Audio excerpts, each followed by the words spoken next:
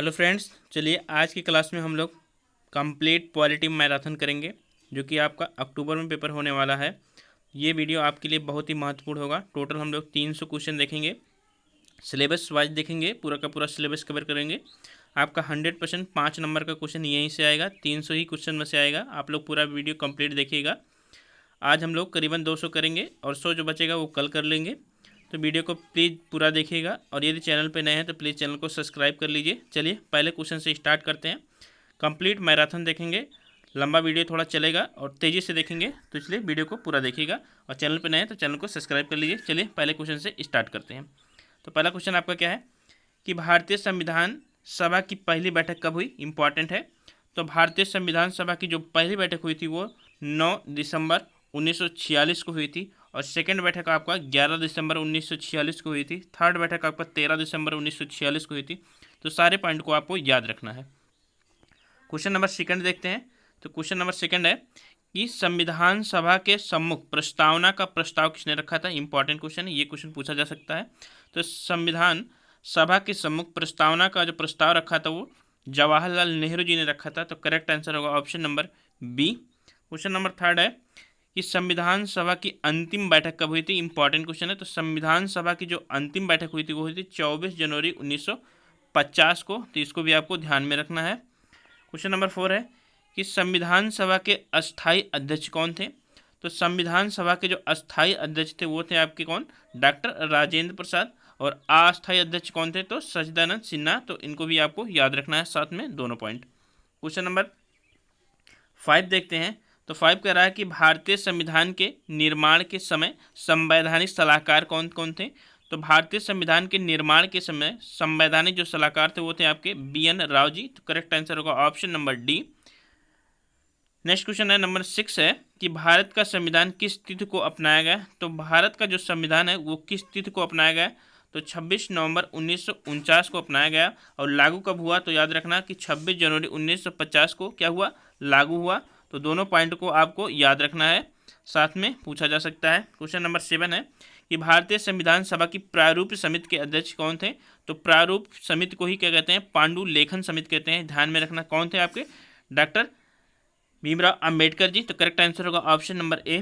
Question number 8 देखते हैं। तो भारतीय संविधान के संचालन समिति के अध्यक्ष कौन थे? तो भारतीय समिति के जो संचालन समिति थे तो उसके अध्यक्ष कौन थे? तो आपके डॉक्टर राजेंद्र प्रसाद जी थे। तो करेक्ट आंसर होगा कौन सा? Option number B. Question number 9 है कि भारत के संघात्मक व्यवस्था निम्नलिखित में से किस देश से संविधान से संबंधित है? तो भारत की जो संघात्मक व्यवस्था ली गई है वो कहाँ से ली गई है? तो कनाडा से ली गई है। तो करेक्ट आंसर होगा कौन सा? ऑप्शन नंबर कौन सा? ए। यूएसए से आपका क्या लिया गया है? फंडामेंटल राइट दिया गया है। और आयरलैंड से आपका डीपीएसपी है। तो डीपीएसपी है। और यूएसएसआर से कहा है आपका फंडामेंटल ड्यूटी है। तो सभी पॉइंट को आपको ध्यान में रखना है। क्वेश्चन नंबर 10 है कि भारतीय संविधान में मौलिक कर्तव्य किस देश से प्रेरित है? तो भारतीय संविधान में अभी हमने देखा कि मौलिक कर्तव्य जो वो कहाँ है?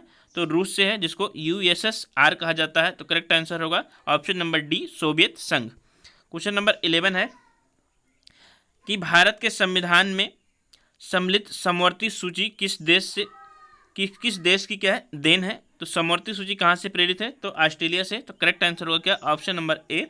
क्वेश्चन नंबर 12 है कि भारतीय संविधान में राज्य के नीति निर्देशक तत्व किस देश से प्रेरित है? इंपॉर्टेंट है।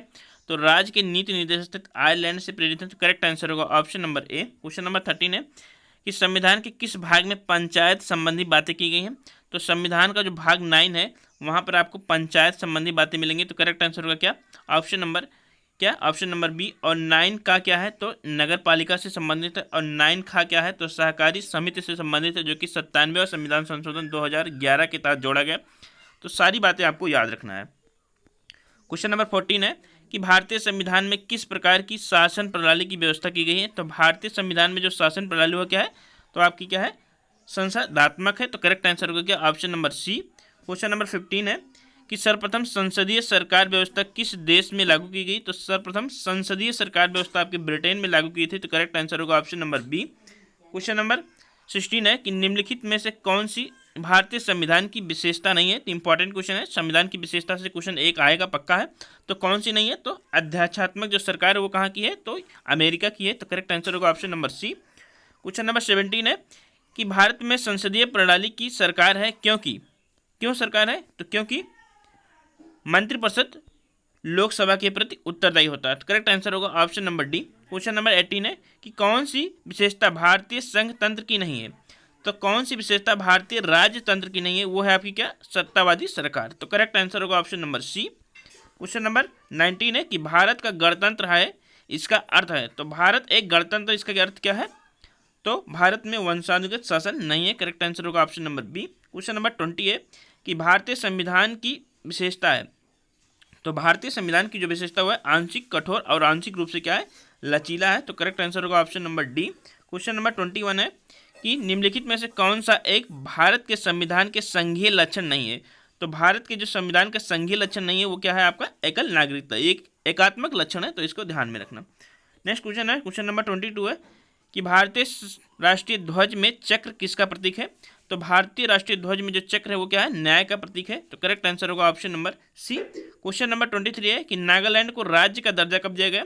तो नागालैंड को जो राज्य का दर्जा दिया गया था 1963 में दिया गया। तो करेक्ट आंसर होगा option number B.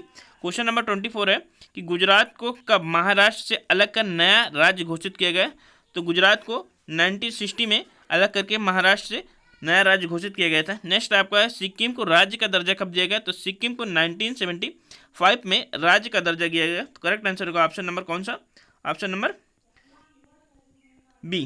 Question number 26 है कि उत्तराखंड उत्तर प्रदेश से कब अलग हुआ। तो उत्तराखंड उत्तर प्रदेश से 2000 में अलग हुआ। करेक्ट आंसर होगा ऑप्शन नंबर सी।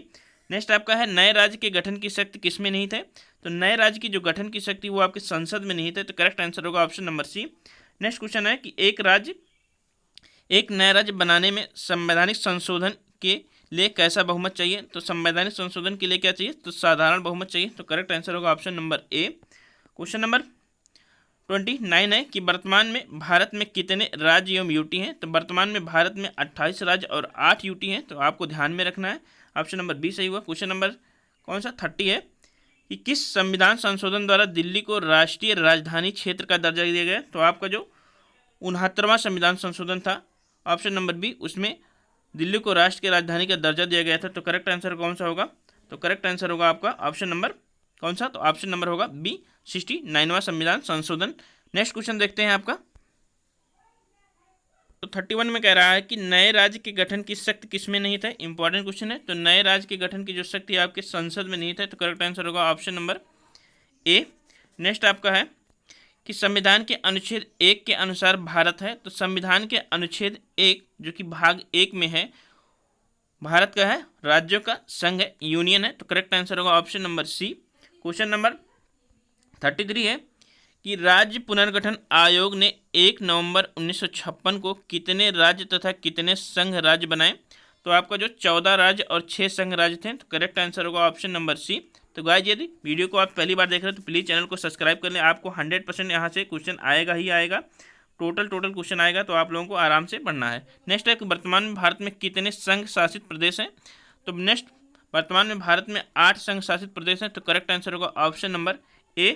नेक्स्ट आपका है, ये क्वेश्चन रिपीट हो गया है कि सिक्किम भारत का पूर्ण राज्य कब बना। तो सिक्किम जो भारत का पूर्ण राज्य बना 1975 में बना। तो सभी को आपको बार बार क्वेश्चन को रिपीट करना है या बार बार पढ़ना है, तभी आपको तैयार होता है।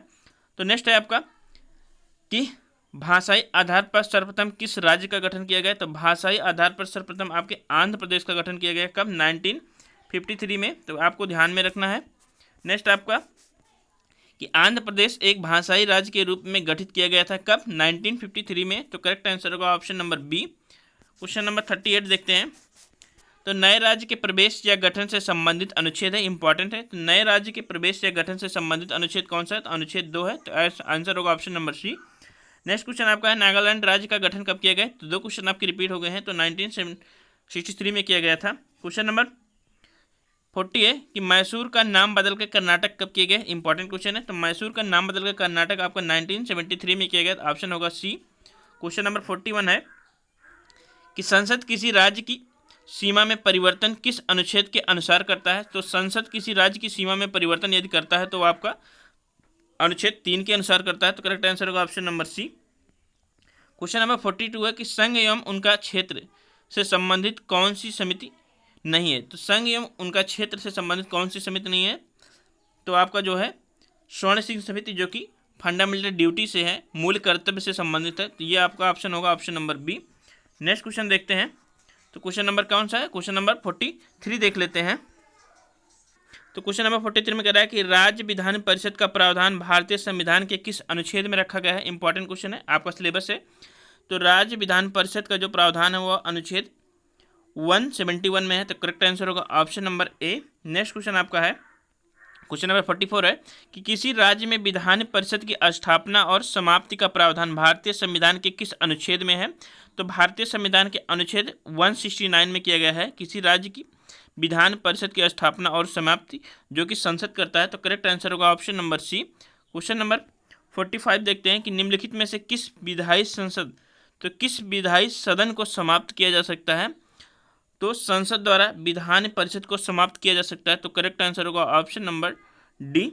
नेक्स्ट क्वेश्चन है आपका 46 है कि किसी राज्य में विधान परिषद का सृजन और उसकी समाप्ति की जा सकती है।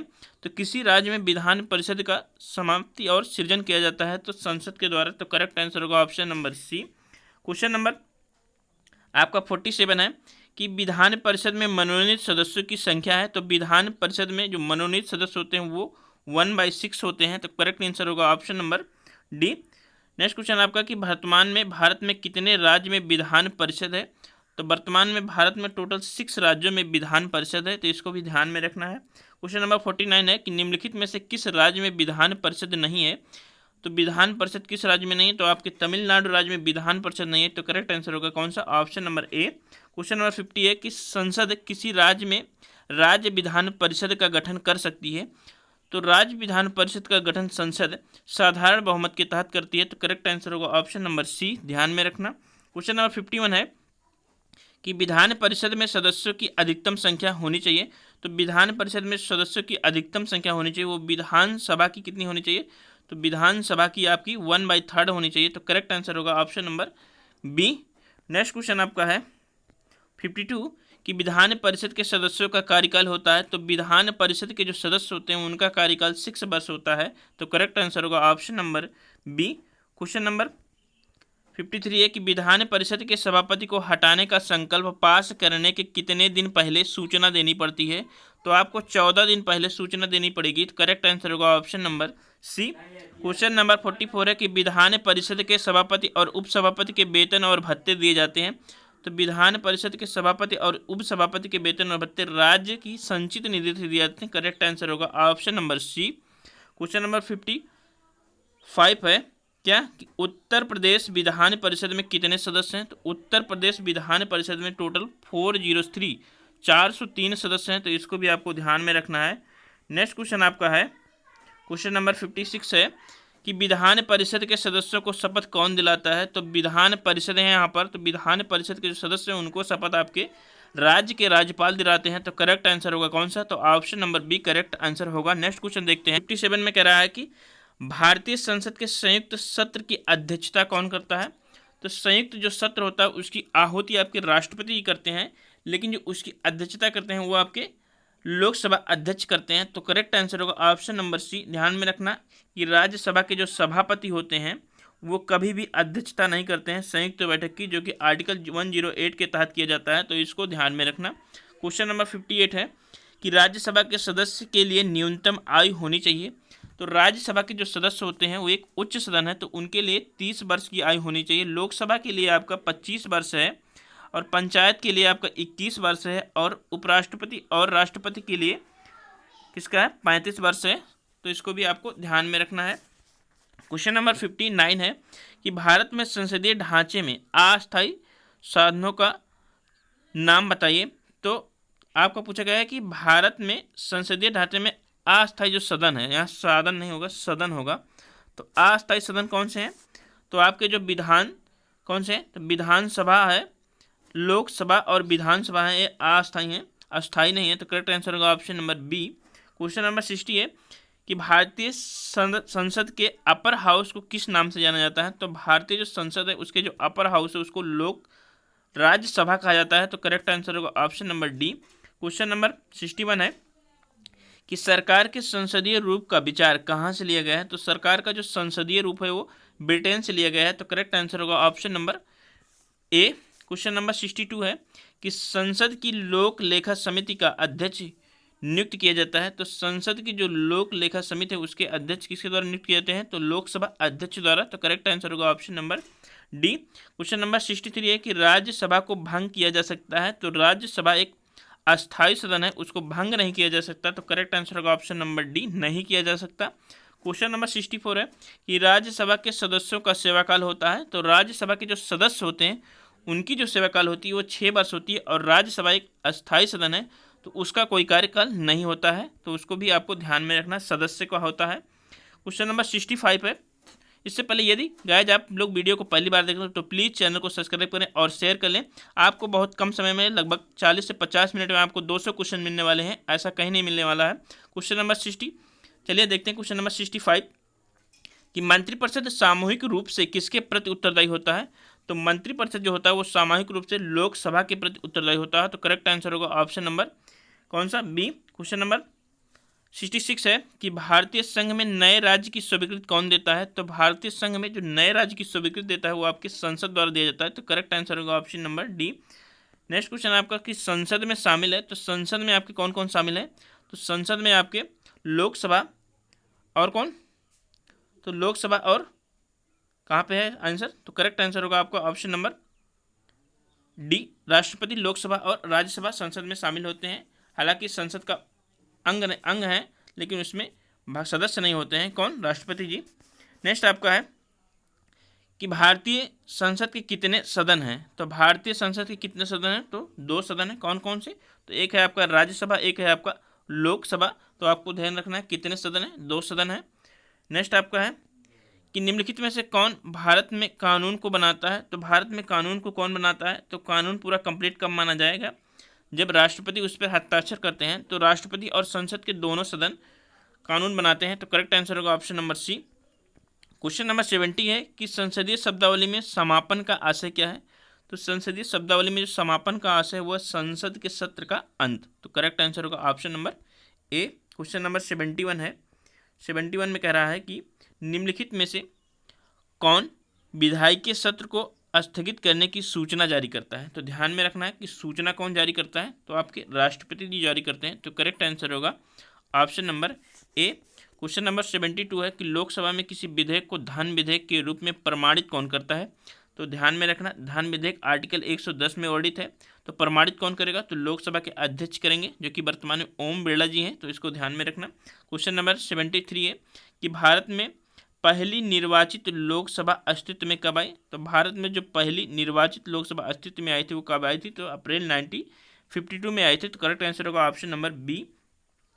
क्वेश्चन नंबर 74 है कि स्वतंत्र भारत की लोकसभा का पहला अध्यक्ष कौन था? तो स्वतंत्र भारत की लोकसभा के पहले अध्यक्ष थे आपके जीबी मावलंकर जी। तो करेक्ट आंसर होगा option number D.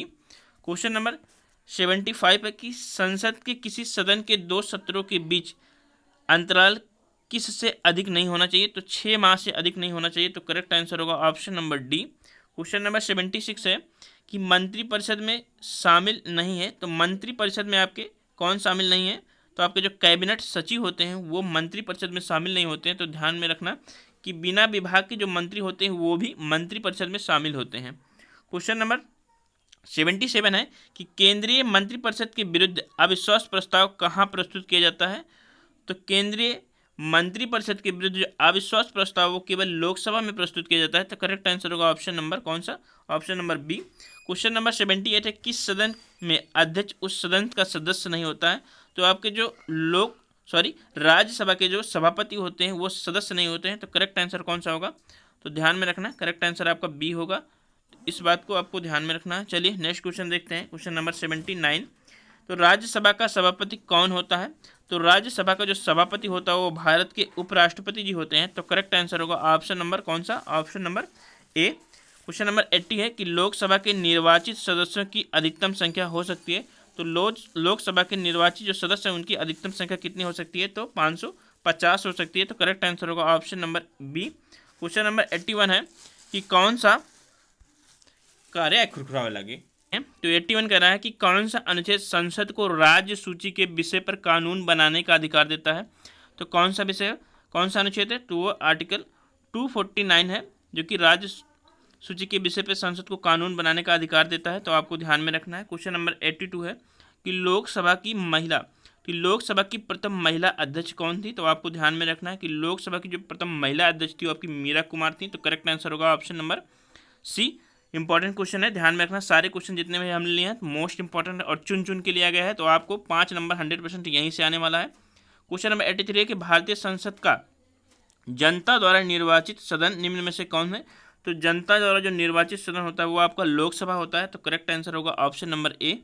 Question number 84 है कि लोकसभा अध्यक्ष के वेतन और भत्ते कौन निर्धारित करता है? तो लोकसभा के जो अध्यक्ष होते हैं उनके वेतन और भत्ते संसद द्वारा निर्धारित किए जाते हैं। तो करेक्ट आंसर होगा option number D. Question number कौन सा है आगे देख लेते हैं। क्वेश्चन नंबर 85 है कि लोकसभा आयोजित करने के लिए कोरम कितना होना चाहिए? तो आपको ध्यान में रखना है कि लोकसभा आयोजित करने के लिए कोरम 1/10 होना चाहिए। तो ये आंसर होगा 1/10। 100% क्वेश्चन यहाँ से आता ही है। क्वेश्चन नंबर 86 है कि सदस्य संसद में अपनी अध्यक्षता गंवा देगा यदि वह सत्रों में निरंतर अनुपस्थित रहेगा। तो निरंतर यदि 60 दिनों तक अनुपस्थित रहेगा अर्थात 2 महीने तक, तो उसकी जो अध्यक्षता है वो गंवा देगा अपना। तो करेक्ट आंसर होगा कौन सा? Option number B. Question number 87 है कि हाउस ऑफ द पीपुल को लोकसभा का नाम किस वर्ष दिया गया? तो house of the people Lok Sabha को 1954 में दिया गया, 1954 में। तो इस बात को आपको ध्यान में रखना है, कब दिया गया? 1954 में। तो नेक्स्ट क्वेश्चन देख लेते हैं आपका। क्वेश्चन नंबर 88 है कि निम्नलिखित में से कौन से प्रधानमंत्री ने अपने कार्यकाल के दौरान संसद के सत्र में भाग नहीं लिया? तो आपके जो चौधरी चरण सिंह थे तो उन्होंने भाग नहीं लिया था। तो करेक्ट आंसर होगा कौन सा? तो ऑप्शन नंबर सी होगा। नेक्स्ट क्वेश्चन देख लेते हैं। क्वेश्चन नंबर 89 है कि महाराष्ट्र राज्य में लोकसभा सीटों की संख्या कितनी है? तो महाराष्ट्र राज्य में जो लोकसभा की सीटों की संख्या वो कितनी है? तो 48 है। और सबसे ज़्यादा कहाँ पे है? तो आपके उत्तर प्रदेश में। तो इस बात को भी आपको ध्यान में रखना है। क्वेश्चन नंबर 90 है कि भारतीय संविधान में धन विधेयक की परिभाषा किस अनुच्छेद में दी गई है? तो भारतीय संविधान में धन विधेयक की जो परिभाषा है वो अनुच्छेद 110 में दी गई है। और इसको प्रमाणित कौन करता है? तो लोकसभा के अध्यक्ष करते हैं। तो इस बात को भी आपको ध्यान में रखना है। क्वेश्चन नंबर 91 है कि भारत के राष्ट्रपति द्वारा राज्यसभा में कितने सदस्यों को नामित किया जाता है? तो भारत के राष्ट्रपति द्वारा राज्यसभा में कुल कितने? तो 12 सदस्यों को नामित किया जाता है। ध्यान में रखना है कि लोकसभा एक निम्न सदन है, इसलिए वहाँ पर क्या 2 और राज्यसभा उच्च सदन है तो 12। इस बात को आपको ध्यान में रखना है, ये छोटा सा ट्रिक है। क्वेश्चन नंबर 92 है कि राज्यसभा में अधिकतम सदस्यों की संख्या कितनी होनी चाहिए? तो राज्यसभा में जो अधिकतम सदस्य संख्या होनी चाहिए वो 250 होनी चाहिए। तो करेक्ट आंसर होगा कितना? Option number D 250। Question number 93 है कि लोकसभा अध्यक्ष अपना त्यागपत्र किसे संबोधित करते हैं? तो लोकसभा के जो अध्यक्ष होते हैं अपना त्यागपत्र किसको देते हैं? तो लोकसभा उपाध्यक्ष को देते हैं। तो करेक्ट आंसर होगा option number B. Question number 94 है कि भारतीय संविधान के अधीन विधान की अवशिष्ट शक्तियाँ किसमें नहीं थे? तो विधान की जो अवशिष्ट शक्तियाँ हैं वो केंद्र सरकार अर्थात संसद में नहीं थे। तो करेक्ट आंसर होगा ऑप्शन नंबर कौन सा? Option number C. Question number देख लेते हैं 95 है कि लोकसभा में अनुसूचित जनजातियों के लिए निम्न में से किस राज्य में सर्वाधिक आरक्षित सीटें हैं? तो सर्वाधिक कहाँ पे हैं? तो कितनी है? 84 है। कितनी सबसे अधिक? मध्य प्रदेश में। तो करेक्ट आंसर होगा option number C. Question number 96 है कि लोकसभा में अनुसूचित जाति के लिए आरक्षित स्थानों की संख्या सीटों की संख्या कितनी है? तो है 84। तो करेक्ट आंसर होगा option number B. Question number next देखते हैं 97 है कि लोकसभा में आंग्ल भारतीय समुदाय से सदस्य मनोनीत करने की शक्तियाँ किसके पास है? तो आंग्ल भारतीय समुदाय से जो सदस्य नामित किए जाते हैं वो आपके राष्ट्रपति द्वारा किए जाते हैं। तो करेक्ट आंसर होगा ऑप्शन नंबर बी।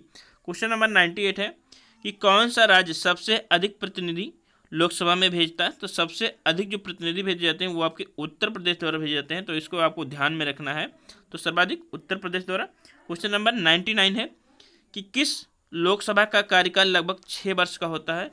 तो किस लोकसभा का कार्यकाल लगभग 6 वर्ष था? तो यहाँ पे पूछा गया किस लोकसभा का कार्यकाल लगभग 6 वर्ष था? तो आपकी जो 5वीं लोकसभा थी उसका कार्यकाल कितना था? तो 6 वर्ष का था 1977 में। तो आपको ध्यान में रखना है 1977 में के आसपास। तो आपको इस बात को ध्यान में रखना है। क्वेश्चन नंबर 100 है कि निम्नलिखित में से कौन अपने पद की शपथ नहीं लेता? तो कौन अपने पद की शपथ नहीं लेता? तो है आपके स्पीकर जी, लोकसभा अध्यक्ष जी अपने पद की शपथ नहीं लेते हैं, जबकि लोकसभा वो सदस्य की तरफ पे, तो सदस्य के तौर पे पहले से ही शपथ लिए रहते हैं। तो इस बात को आपको ध्यान में रखना है। तो गाइस यदि कहीं पे त्रुटि होती है तो उसके लिए सॉरी। क्वेश्चन को एक दो त्रुटियाँ कभी ना कभी हो ही सकती हैं, तो आप लोग, हम उसको बाद में कभी देख लेंगे यदि कहीं पे त्रुटि हुई तो। क्वेश्चन नंबर 101 है कि लोकसभा का नेता कौन होता है? तो लोकसभा का नेता कौन होता है? तो आपके जो प्रधानमंत्री जी हैं वो लोकसभा के नेता होते हैं। तो करेक्ट आंसर होगा ऑप्शन नंबर कौन सा? Option number C. Next question देख लेते हैं। क्वेश्चन नंबर 102 है कि लोकसभा के स्पीकर का निर्वाचन होता है। तो लोकसभा के जो स्पीकर होते हैं उनका निर्वाचन लोकसभा के सभी सदस्यों द्वारा होता है। तो करेक्ट आंसर होगा कौन सा? Option number C. Question number 103 देखते हैं कि निम्नलिखित में से कौन प्रथम जनजातीय लोकसभा अध्यक्ष थे? तो प्रथम जो जनजातीय लोकसभा अध्यक्ष वो थे P.A. संगमा जी। तो करेक्ट आंसर होगा option number C. Question number 104 है कि प्रथम अभिनेत्री जो राज्यसभा के लिए नामांकित की गई थी, तो प्रथम अभिनेत्री थी नरगिस दत्त जी। तो करेक्ट आंसर होगा option number B, Nargis Dutt. तो गाइस वीडियो यदि अच्छा लगे तो प्लीज़ चैनल को सब्सक्राइब कर लें। क्वेश्चन नंबर 105 है कि राज्यसभा को भंग करने का अधिकार किसके पास है? तो राज्यसभा जो कि अस्थायी सदन है उसको भंग ही नहीं किया जा सकता, तो अधिकार किसी के पास नहीं है, तो उपरोक्त में से कोई नहीं होगा। क्वेश्चन नंबर 106 देखते हैं। तो 106 है कि धन विधेयक कहाँ पुनः स्थापित किया जा सकता है? तो धन विधेयक जो कि आर्टिकल 110 में है, 110 में, तो पुनः कहाँ पर स्थापित किया जा सकता है? तो पुनः आपके लोकसभा में स्थापित किया जा सकता है। तो करेक्ट आंसर होगा कौन सा? तो करेक्ट आंसर होगा 1, option number B. Question number 107 देख लेते हैं। इससे पहले हम बता दें आपको कि 107 देखने से पहले आपको बहुत कम समय में लगभग 200 से 300 क्वेश्चन मिल रहे हैं, तो प्लीज़ वीडियो को पूरा देखिएगा। बहुत छोटे समय में 100% आपको 5 नंबर का क्वेश्चन यहीं से आएगा। आप लोग और कहीं पर देखेंगे, चैनल किसी और चैनल पे देखेंगे, बड़े बड़े चैनलों पे, तो आपको 3 से 4 घंटे में पढ़ाया जाएगा 200 से 300 क्वेश्चन।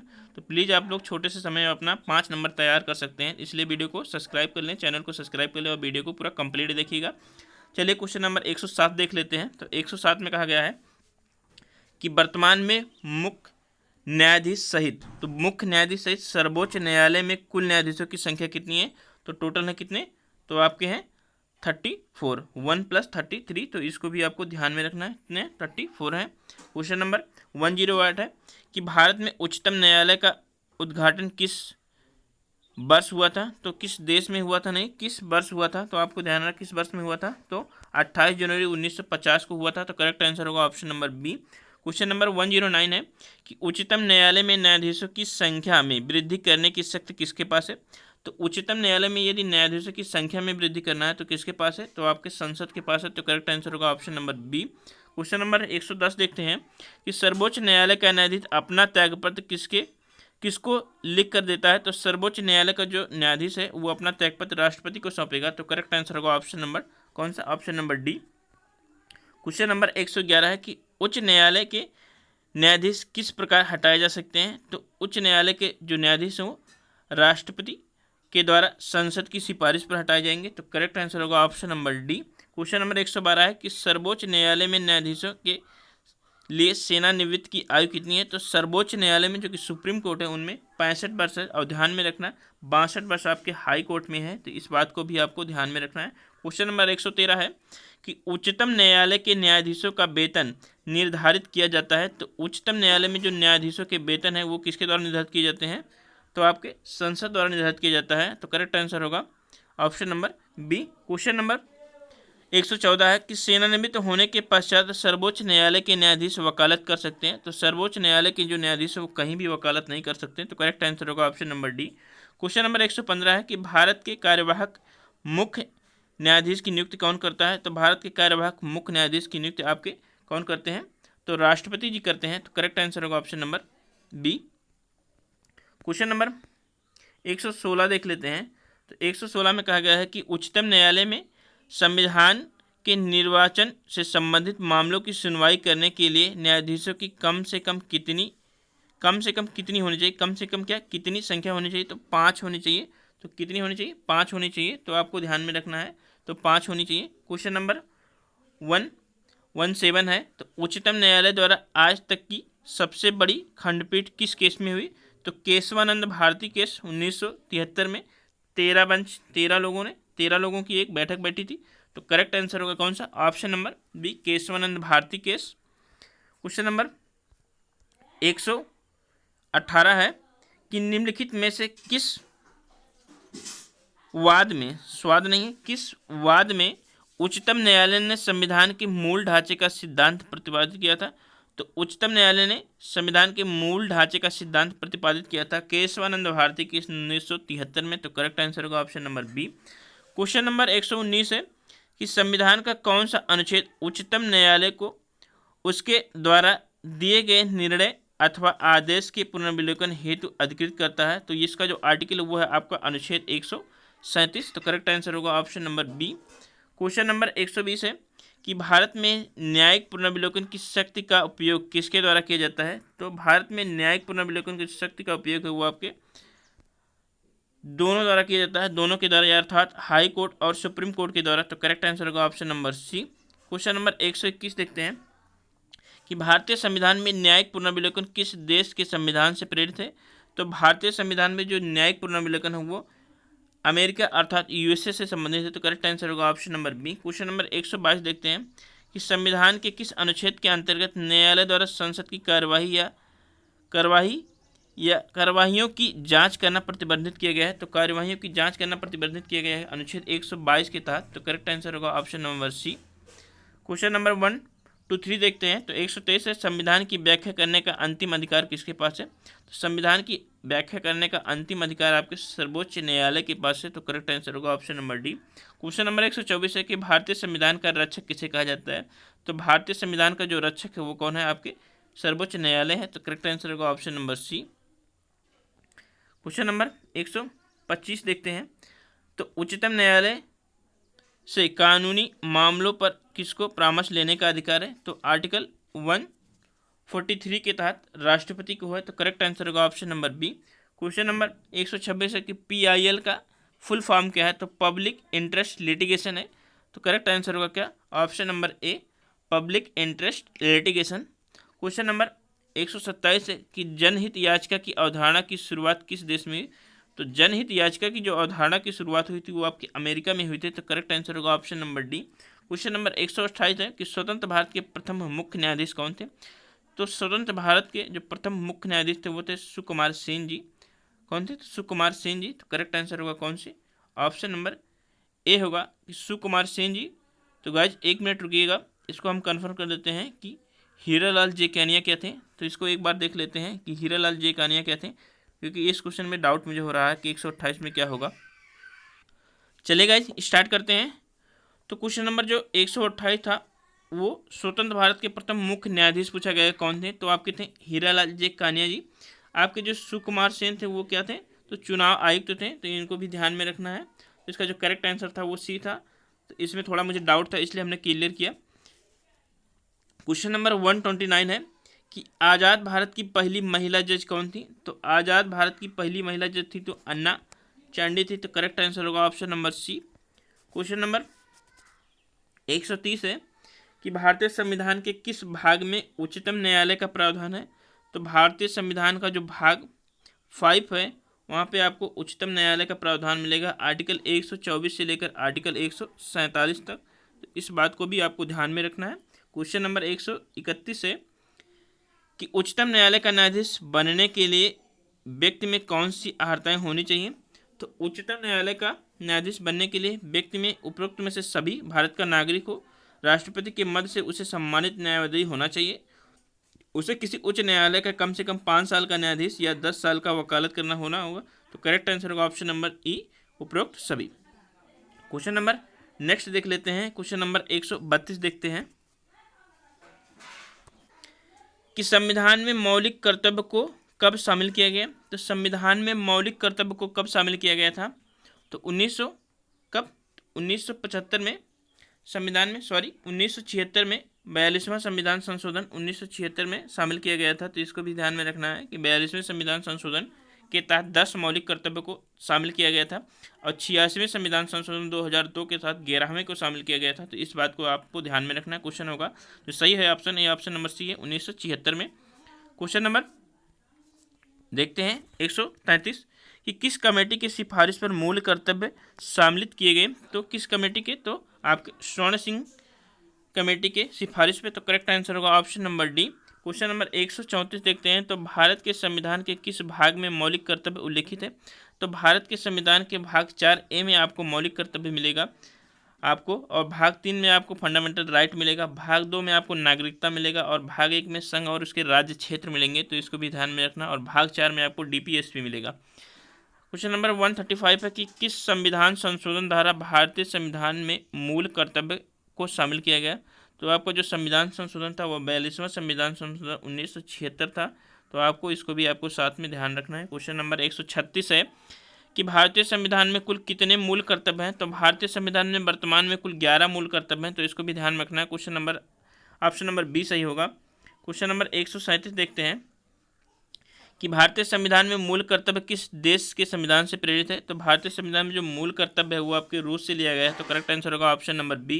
क्वेश्चन नंबर 138 है कि निम्नलिखित में से किस एक का संरक्षण भारतीय संविधान के मूल कर्तव्य में है? तो किस एक का संरक्षण है? तो प्राणी वन्य प्राणी का है, तो आपको ध्यान में रखना वन्य प्राणी का संरक्षण है। राष्ट्रीय ध्वज का आपका आदर करना है, उसका सम्मान करना है, तो उसका है। क्वेश्चन नंबर 139 है कि भारतीय संविधान के किस अनुच्छेद में मूल कर्तव्य को रखा गया है? तो भारतीय संविधान के अनुच्छेद 51A में मूल कर्तव्य को रखा गया है, तो ऑप्शन नंबर डी सही होगा। क्वेश्चन नंबर 140 है कि भारतीय संविधान में किस अनुच्छेद द्वारा, भारतीय संविधान के किस संविधान संशोधन द्वारा 11वें मूल कर्तव्य को जोड़ा गया था? तो 11वां मूल को आपको 86वें संविधान संशोधन 2002 के तहत जोड़ा गया था। तो गाइज आज हम यहीं तक करते हैं, नहीं तो वीडियो लंबा हो जाएगा।